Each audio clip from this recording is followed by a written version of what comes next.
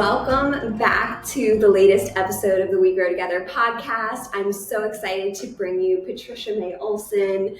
We have been connected for a number of years. We actually met through Villanova Law. Yes.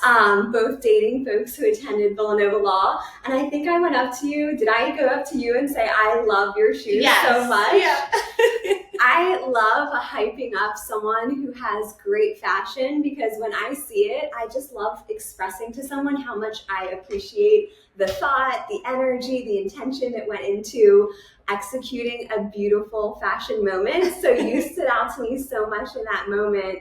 And then we connected more through the mainline fashion week and everything that you hosted. Yeah. So do you want to introduce yourself to everyone and share a little bit about who you are? And of course, we're going to dive deeper into that throughout the episode as well. Yeah. So I'm Patricia Mae Olson, as you mentioned, and I'm the owner of Peaked PR, which is a boutique public relations firm. We work with lifestyle clients, so mostly brands in the jewelry, fashion, clothing, home decor sort of space. I also have the Preppy Podcast, which every Tuesday I interview the brands, businesses, and influencers, keeping the modern preppy lifestyle alive. And then, I have a little blog on the side for fun. Just love, entrepreneurship and preppy style and fashion, all of that fun stuff. Yeah, I'd love for you to share a little bit more about Peaked PR. Mm-hmm. It's so aligned for you with your clients, your authenticity of being your best version of yourself. So tell me a little bit about how it came to be and how you founded Peaked PR. Yeah, so way back in college, I studied public relations and fashion merchandising. I kind of got guided in that direction from a family friend.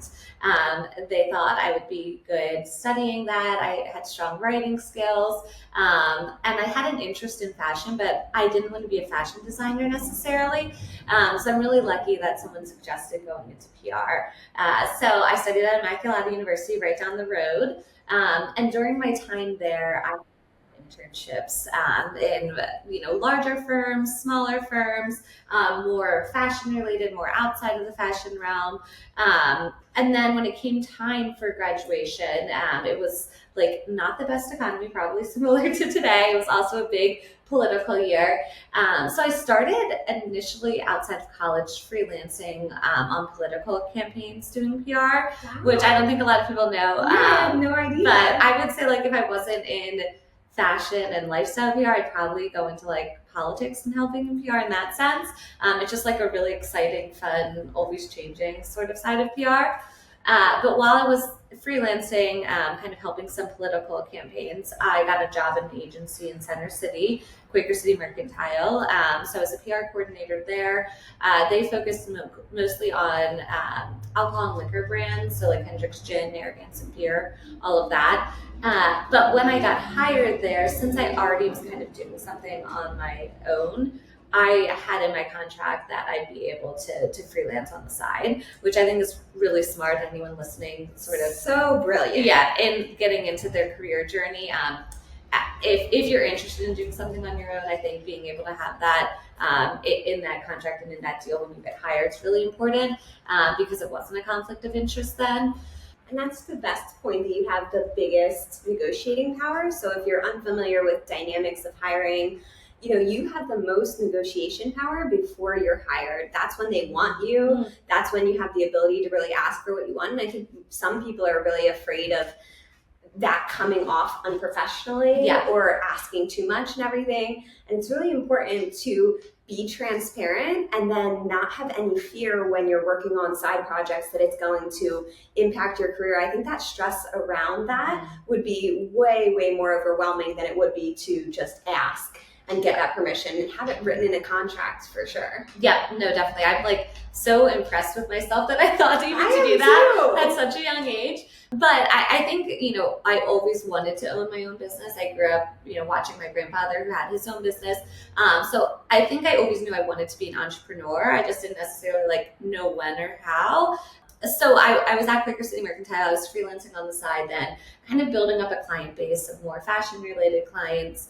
And I got a lot of them through referrals of my old professors, actually, at Immaculata, which was great. So I kept, relationships with them and kept in touch. I started initially Peaked PR with these freelance clients while I was full-time at an agency. And then I built it up enough where I could leave that agency and start my own PR firm. So I've been, I founded Peaked PR almost like 10 years ago, and thank you. Congratulations for that. Yeah. And it's been, obviously, I don't want to say that when I say like everything fell into place, I don't mean that it was like super easy, because I was working a lot those days. Like I was working a full-time job. On the train ride into the city, I was working on freelance clients. On my lunch break, I was working on freelance clients. When I got home on the weekends, so it was a lot of work during that time trying to start it up. But like it happened naturally, like with a lot of hard work. If that makes sense. Oh, absolutely. That makes so much sense. And now we're in the world where you've started Peaked PR.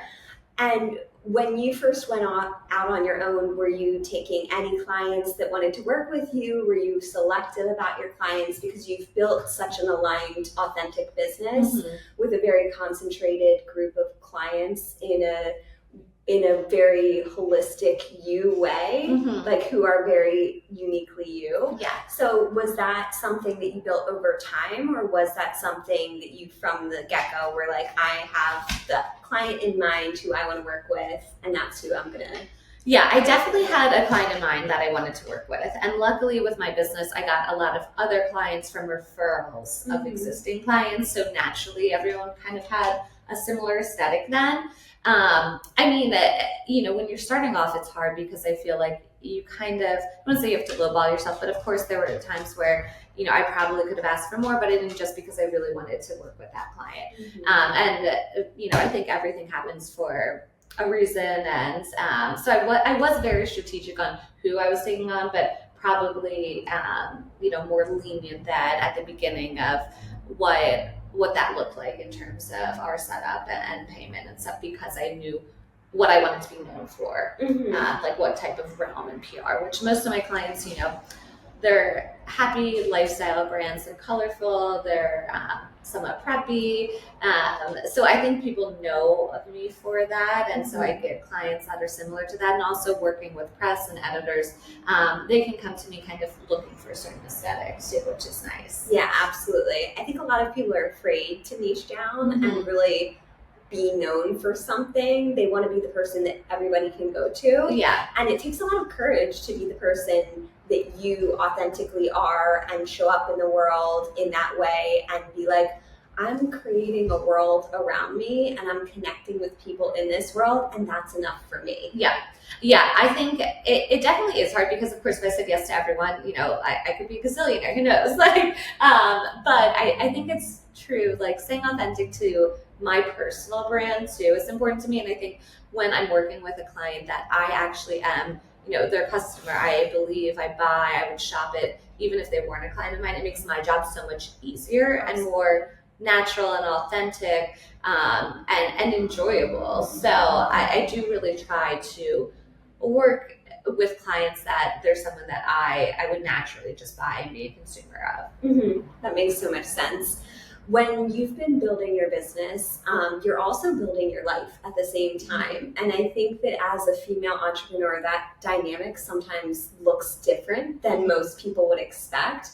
How would you say you build your life and business simultaneously? Does one take a back seat? Do you build them little by little when you have time for different areas of life? Yeah, I definitely think it's hard. And I thought about this actually on the drive over here because being an entrepreneur takes a lot out of you. Like you're always on, especially being in PR. Like I think that's a hard job because I do a ton of events and I always have to sort of be this like smiling, front facing brand person, which can be tiresome. And so I feel like sometimes I get home from a long day of client events and Will, my husband, he's like, ask me a million questions and wants to chat. And I'm like, I just need like 10 minutes to myself to just stay quiet and unwind and take it all in. So yeah, I definitely think, it's building it little by little. And I think that having the brands that I work with be so natural a fit with me and my personal brand makes it a little bit easier, because it's easy when I'm already wearing their stuff. And so it's part of my natural life. I mean, and that's part of the reason with my blog and podcast, why I started them, is that's another extension of that personal brand, which feeds into Pete's PR, which it's kind of a web, like everything is that one same aesthetic. And that's my personal aesthetic and my personal brand. So it makes it a little bit easier. But I do think there's like reasons and seasons for things. And not that I'm like taking a back burner for like work right now, but I feel like in this time where all of my friends have just gotten married and now everyone's having kids and, building their homes. And I'm leaning more into a little bit of being with my husband and kind of not slowing down, but just like enjoying that a little bit more, and hosting a lot of friends over to our house and really leaning into community and our friends and family. But it is hard. It's a hard balance. And I feel like I love all Bravo celebrity stuff, but Stassi just wrote a book called like You Can't Have It All. And I kind of do believe that like you can't have it all at once, but you can have it all at different parts of your life, if that makes sense. So it's just about, what your kind of maybe business, you're leaning into 70% right now, but home's only 30, and then sometimes it balances into more 60-40, or it just is different times. Yeah, absolutely. And if you've seen Patricia's home, I think you would say that her 30% home is like 150% my home, because even years ago when I visited your home and you were like, I'm still building it, I'm still working on this room, I'm still working on this room, I'm like, floored. You're still working on it? I was like, it looks incredible to me. I mean, so intentional, so curated, so thoughtful, just like so lived in and expressively you. I was very impressed when like I came into your home and it was just, I was surrounded by your aura and your aesthetic and your feeling, and just like in a really wonderful, homey, lived-in way. Because I think sometimes when people think interior design, they do it in a way that's so clear that it's almost not livable. Yeah. And I feel like yours is so lived in but loved. Thank you. That means a lot, especially, I mean, you create such beautiful things, like we're in one of your spaces today. So coming from you, that means a lot. So I appreciate that. Yeah.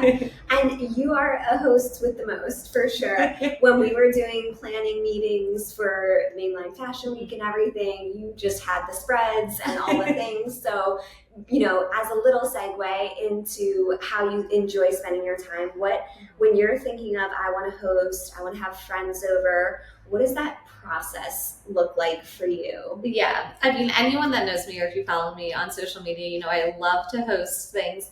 I love to set a tablescape, even if it's just like Will and I having a nice steak and wine on a weekend. I like making, normal things a little bit more fancy or fun. So I love a good theme, which it doesn't have to be a cheesy theme, but I feel like that's normally where I start with things, with hosting or setting a table. It's like, what am I going for here? For example, like I'm hosting some friends for a girls' craft night this weekend. And that one I was like, wanted to be like girly. I wanted to be like obviously Halloween, but not like super spooky or anything like that. So that was like Bewitched, the show from, the 70s. Yes. So that's kind of like, okay, I come up with the theme. So for that, it was Bewitched. And then from there, like what's the color palette, and like what's the patterns that I'm incorporating, and like what's the vibe. So with that, it's kind of more of like this, like a retro Poochie scarf, like that marbleized, different colors, but like very bright and bold. And so I think that's the first step, is like really thinking about what's the theme, but then leaning into narrowing it down with colors, the patterns that you want to use throughout it. And then, I'm not a cook. Anyone who knows me knows, like, I hate cooking. Will does all of the cooking at the house. So I lean into where I'm not strong having someone else take over there. So I always get food catered. I get someone that cupcakes. She's in Delaware. I always get her cookies and cakes and things like that for a party because I think a sweet treat's always a great touch. So I think it's also like delegating, you know, and creating your list. And I think a good party always has like a little party favor. It always has like a picture moment, whether that's like a beautiful tablescape or a backdrop that you're setting up to take pictures with. And then some sort of activity. An activity could just be a game. We love like the fishbowl game if we're having, you know, boys and girls at a party, or for this craft night, we're doing like decoupage pumpkins. So, pumpkin. That's such a fun activity. I feel like it's perfectly fall. Yes. Yeah. What's the fishbowl game? So the fishbowl, I think some people call it like all one none. There's a bunch of names for it. I forget what else people call it, but basically you write down different people, like fictional or real, or characters, movie stars, whatever you want. You put them in a bowl, and then the first round is you like describing, you know, that person that you pulled. Then the next round, I want to say, is acting it out, and then the last round is one word to describe them, and like it's the same people constantly in the bowl, so it's kind of like memory mixed with charades and, you know, acting out and all of that. Yeah. Oh my gosh, that's fascinating. I love that. Yeah. And when you're thinking of hosting and everything, and you're thinking of those picture moments, you have an incredible Instagram. If you guys haven't checked it out, you absolutely need to follow. Do you want to share your Instagram handles? Yes. So at Patricia _Mae, MAE _Olson, OLSON. I know we're spelling like Olson and May different than some people, is my Instagram. So at Patricia Mae Olson with underscores, at Peaked PR is my PR business, and at the Preppy Podcast is the podcast. I love it. And you guys should definitely check all of those out. Have you written a book? I haven't, but you know, it's on my to-do. It's one of my goals. I have like 2 book ideas. And I just have to take the time to do it. I honestly think a picture-driven book of all of your tablescapes and decor moments would be phenomenal. And you do so many quotes, and you could do like little pictures of your aesthetic and everything, and little quotes to go along with it. Honestly, I feel like you've already done the work, and it's just combing through all of your content that you put together and putting it into a book and saying publish and self-publish. Like I truly think that's going to be on your horizon. If it isn't, and if it's not aligned, totally fine. But I'm like, wait, I need a book to be able to see these tablescapes. I want to see these parties that we are hosting. I want to like think through the little decoupage pumpkins and like see the befores and afters. I just feel like this is a very lending yourself to a great picture book. Yeah, no, I love that idea. And it's on my to-do list. It's on my goal list. I just have to do it. For sure. I'm in the middle of publishing myself. So I have a book that's going to be on Amazon in the next couple of weeks. It's called Entrepreneurship Through Acquisition, a legal guide to buying a small business. I love that. That's awesome. Well, congrats. Love to celebrate. Oh, for sure. Would love that. I have a lifestyle design book that I'm working on as well. And I was like, it was a huge question in my mind for a long time. Which do I publish first? I was like, you know what? It's so easy for me to publish a legal book because I write hundreds of pages each week. So I was like, let me just get my first book done. I'll have done it. I'll have the experience. And then I can put more love into one that I'm a little bit more passionate about. Obviously, I'm passionate about law, but considerably more and different for sure. So I'm real excited about that. So I think you'll have to let me know how your publishing journey goes, because I would love to celebrate and support you in that. My gosh, for sure. The second that I'm ready, I'm going to email you and be like, okay, I need some advice. Oh, absolutely. I'm all here for it with all the self-publishing knowledge. Happy to share all my resources. Oh, that's awesome.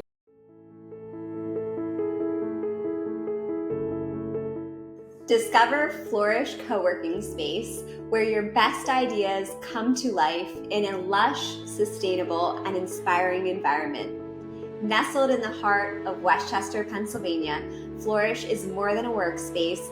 It's a community that nurtures your growth. Whether you're an entrepreneur, creative, or professional, you'll find the perfect setting to thrive or host events. Come as you are, and let's grow together. Book your tour today and start flourishing.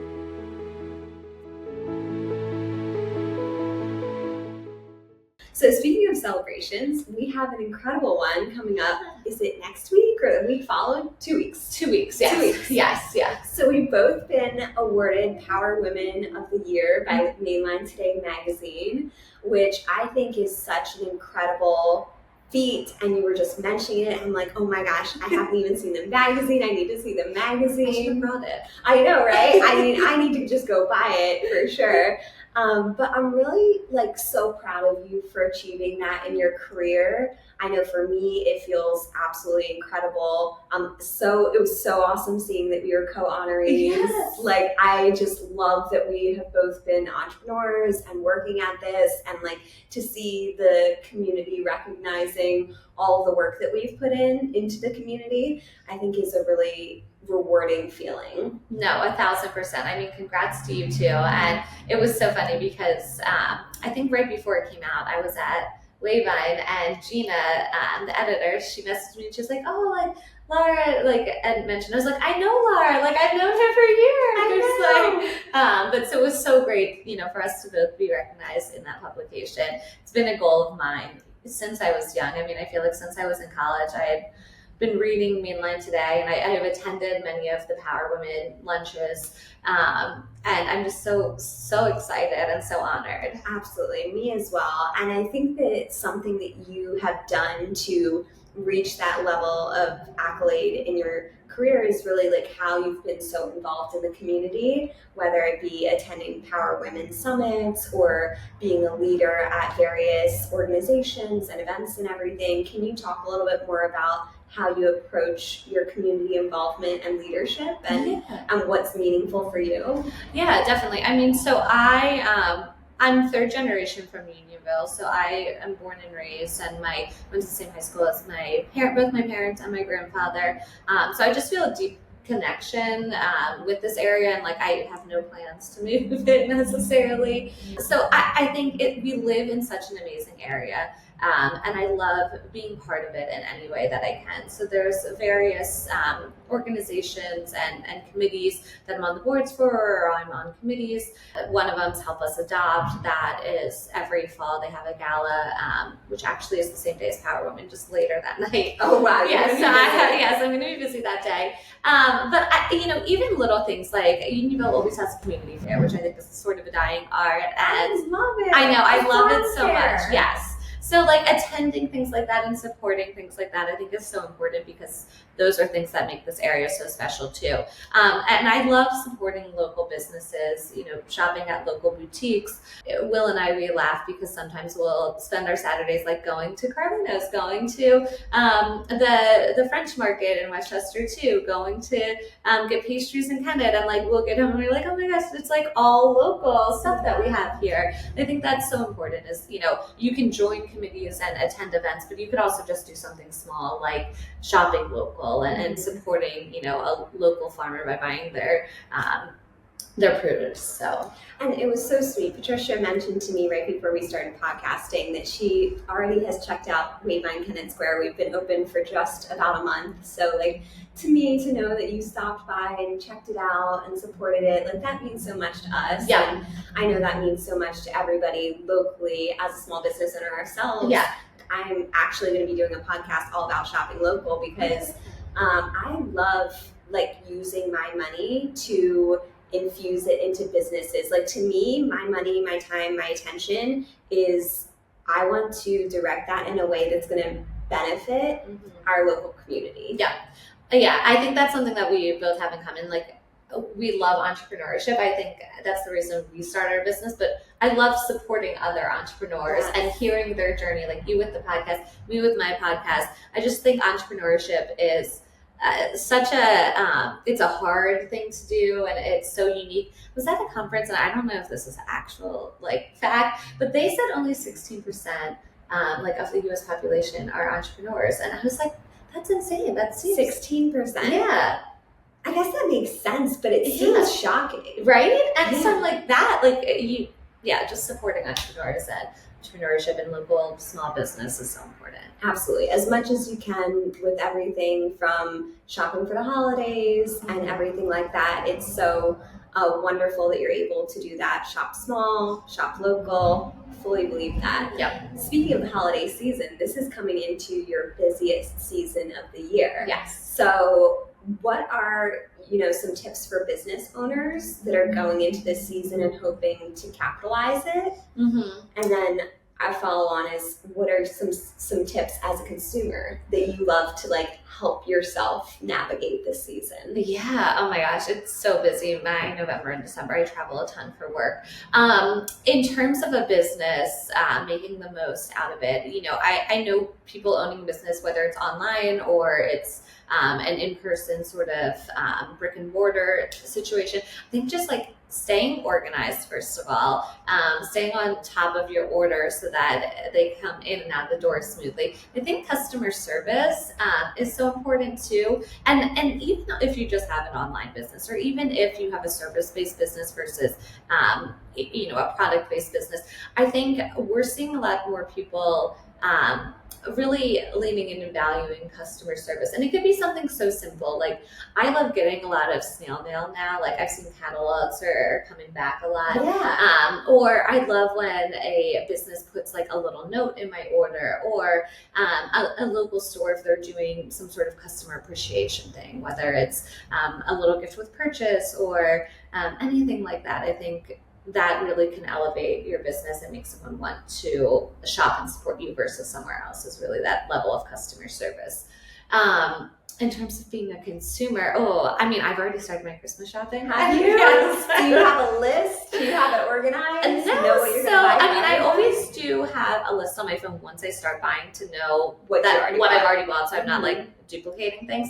But I think just starting early, because if I see something and I'm like, oh my gosh, that's so reminds me of my mother-in-law, Liz. I just buy it on the spot then, put it in our gift closet, and that way it's done, versus me shopping 2 weeks before and it not being that heartfelt and sort of just buying, what I see on the shelf that's left. So I think that's really helpful, and I don't mean that to scare people to be oh my gosh, you need to start shopping now. But I think it takes, a little weight off your shoulders if you can do it early and it's more genuine. Mm-hmm. Absolutely. I feel if you want a little Patricia activity for the weekend, go to a local small town, go pick up some pastries, go get some local coffee, go shopping, just meander, enjoy yourself, maybe go to the farmer's market, pick up some, if you see someone and you're inspired to get them a gift for the holidays, get them a gift, and then have it just be a whole relaxing, enjoyable excursion, rather than I have to get 20 gifts in 4 hours and let's start the clock. Yeah, exactly. No, it makes it so much easier. And also now's a good time to order, if you do Christmas cards or holiday cards, schedule it with your photographer if you do them professionally. You have to order those so far in advance, just because they take so long to print. And, I start thinking of my holiday theme for the year with my gift wrap and invites and all of that. I just love, like I said, I love a theme or a holiday to lean into. I do as well.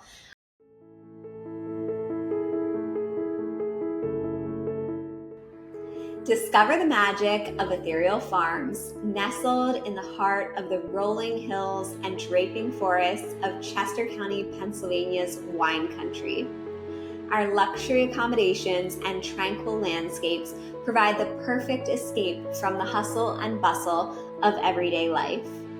Enjoy serene walks among meadows, cozy nights by the fire making s'mores, and unforgettable moments with our friendly farm animals. Plus, it's just next door to our sister farm, Wayvine Winery and Vineyard, where you can enjoy live music, food trucks, and estate-made wines, farm-to-table cocktails, and a curated selection of craft beers. You'll also have access to more than 1,000 acres of hiking. At Ethereal Farms, we believe in the power of nature to inspire and rejuvenate. Plan your getaway today and experience the serenity and charm that only Ethereal Farms can offer.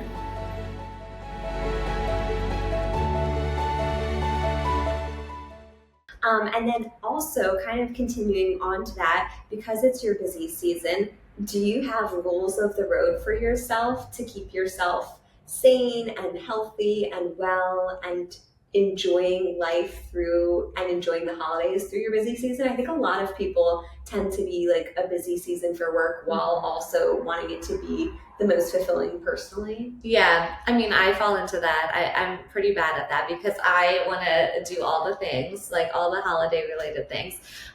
For me, November and early December is a lot of travel for me for work because we do a lot of events, sort of all over the country, and I have clients all over the country. So I think one of the things that keeps me sane is more travel related. Is like I have my toiletry bag just always ready to go with, separate products than what's in my bathroom. That way I don't need to remember or if I forget something. So it's already set.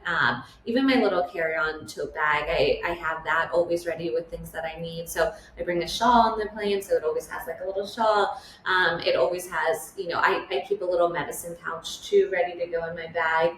I think that really helps me during this season because I really lean into it. My friends and I were texting last night about all these activities for the holidays, like wreath making workshops and, visiting Longwood Gardens when it reopens the conservatory. So I'm like, my schedule is stacked, but I do try to prep things in advance so that I'm not feeling super chaotic, even though it is a busy time of year. Mm-hmm, absolutely. I think those are such good learning moments, and it seems like you also have like those little moments also where you're like, okay, I need 10 minutes when I get home just to recalibrate. And just building in and listening to what you know you need, your body, your mind, your business, and giving it and prepping ahead of time so that there's ease of transition and ease in those moments that could otherwise be more stressful. Yeah, no, exactly. And sometimes, it's realizing like Will, for example, he might be in an office,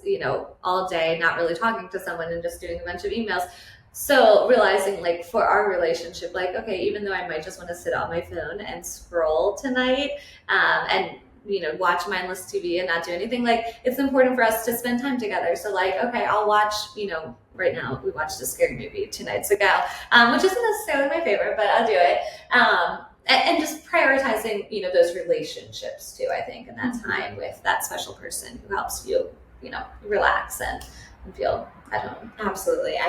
Pre my car accident, I was picking up golf and everything for James, and you love golf as well. Yeah. He absolutely loves golf, and I think it's helpful when you are like, I know what you need, and that is either more quality time or more like just downtime or relax time or activities or whatnot, and being conscientious of that person. And that makes it so that you're pouring energy and love into that relationship so that it's coming full circle and giving you what you need, nourishing you. Yeah. You feel good about the relationship. You feel good about yourself and where you are and the person you're being for that person. So all good things. Yes. Yeah. 1,000%. Amazing. Are you reading anything currently, or have you read anything recently that you'd recommend? You recommended Stassi's book. Yes, so Stassi's book. I really do enjoy reading. I wish I had more time for it too. Most of the time I like to read business books. Yeah. So I heard Candace, she was the founder of Sprinkles Cupcakes. I heard her at a conference recently. So I just purchased her book. I haven't read it yet, but I'm excited to dive into that. And then, what did I just finish reading? But I am right now reading like the book Marjorie Post. It's about her. I think it's called The Magnificent Life of Marjorie Post. Something like that. But I'm only a few chapters into that. But yeah, Bergdorf Blondes I finished recently too, which is like more like a fluffy, book. But yeah, so I go between like, chick lit and business books. Same. Have you read the Cartier book yet? No, I haven't. Oh my God, I think you said that. Absolutely would love it. It's not like riveting. Okay. I like an audiobook. Okay. I like an audiobook when I'm going about life, or I have a bit of a drive. Yeah.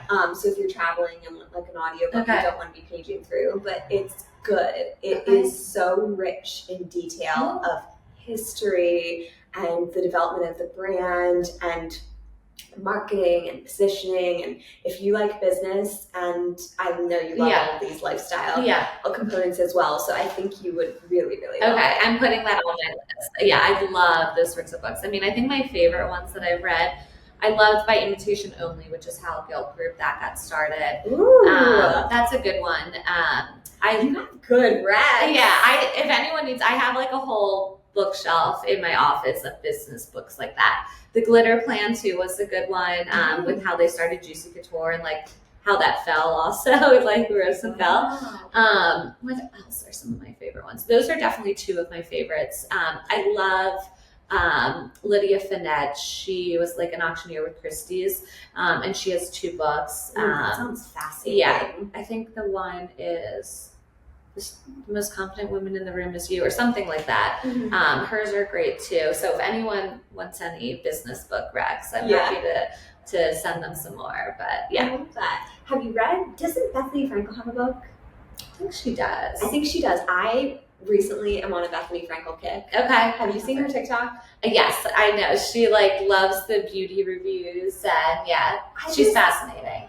I love how she's so raw. Mm-hmm. I love how she's like taking TikTok and making it an entirely different platform, not trying to be Instagram polished on it, and just is like, I'm coming on with like, makeup falling on my face, just like the day after, like raw, real, talking about how her night was the night before.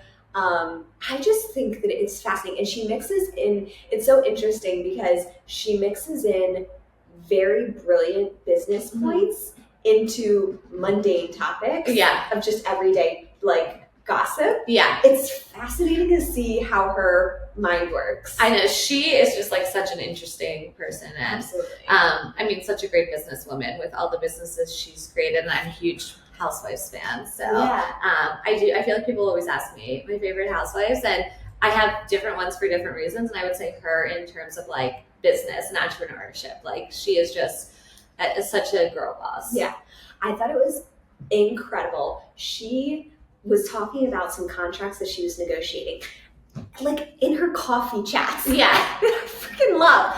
She's talking about multi-million dollar contracts that she's negotiating, and she's like, you know how you win? You win by making them pay 3 times. She was like, I won by making them pay me for Skinny Brand Margarita, and then I said, you only get Skinny Brand Margarita.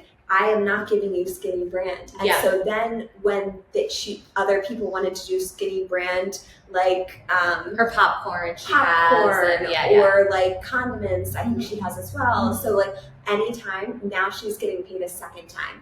And then she also, I forget what the third thing was. I think if they want to like use her name or use her like likeness, she's getting paid a third time. I'm like, yes, girl, yes.